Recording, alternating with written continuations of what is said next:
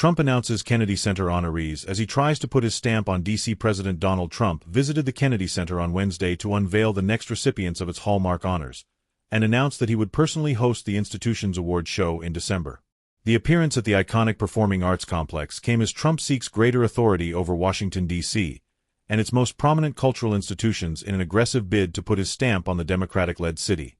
Trump seized control of the institution's board earlier this year, telling reporters Wednesday he would oversee a sweeping revamp of the center and its programming.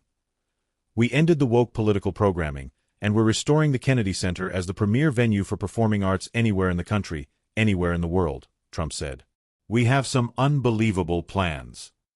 Trump, who said he was 98% involved in picking the center's next slate of honorees, announced that the awards would be given to singer and songwriter George Strait, actors Michael Crawford and Sylvester Stallone, singer Gloria Gaynor, and the rock band Kiss. The visit marks the president's third Kennedy Center appearance since returning to the White House, underscoring his personal interest in the activities of the Performing Arts Center. A White House official said the tour came as Trump weighs how to spend the $250 million that Republicans set aside in July for renovations to the center as part of their tax and spending bill. Thanks to his advocacy, "Our beautiful building will undergo renovations to restore its prestige and grandeur," the Kennedy Center said Tuesday on X. In addition to taking control of the Performing Arts Center, Trump has pressured D.C.'s museums, memorials, and other historic sites to recast American history in a more favorable light, criticizing what he called in a March executive order a revisionist movement meant to undermine the remarkable achievements of the United States. On Tuesday, the White House ordered a review of Smithsonian museums and exhibits to ensure alignment with that directive. The president has also embarked on wide-ranging renovation of the White House. And in an unprecedented move this week fueled by his personal frustration with incidents of crime and homelessness in D.C., Trump federalized the city's police force. The sprawling effort to exert federal influence across D.C. is an escalation from his first term, during which he remained largely disengaged from the cultural institutions of a city that had overwhelmingly rejected him at the ballot box.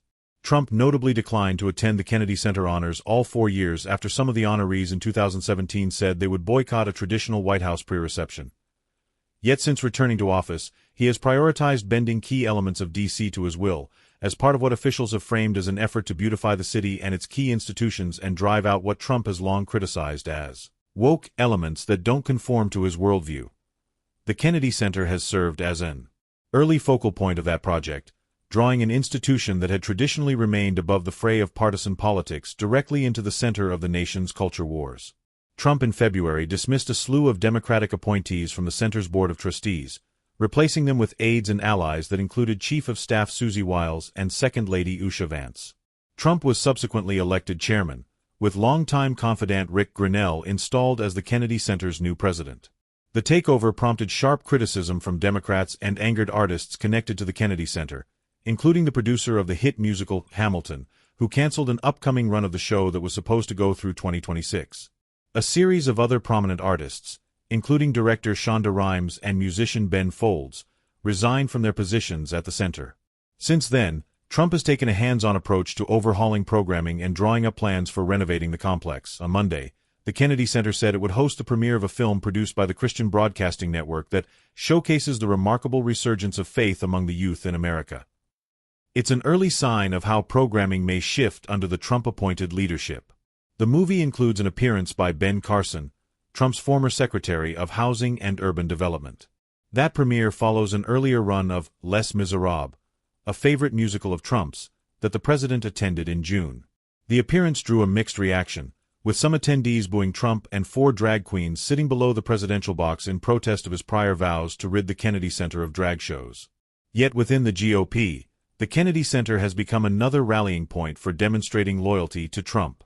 In July, House Republicans added a measure to a spending bill that would rename the center's Opera House after First Lady Melania Trump.